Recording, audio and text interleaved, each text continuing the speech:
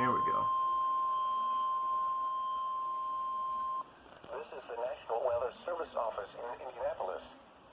The preceding signal was a test of the public warning system on weather radio station KEC74.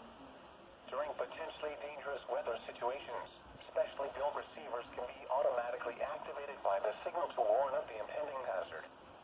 Tests of the signal and receiver's performance are normally conducted by the National Weather Service between 11 a.m. and noon Eastern Time each Wednesday. If there is a threat of severe weather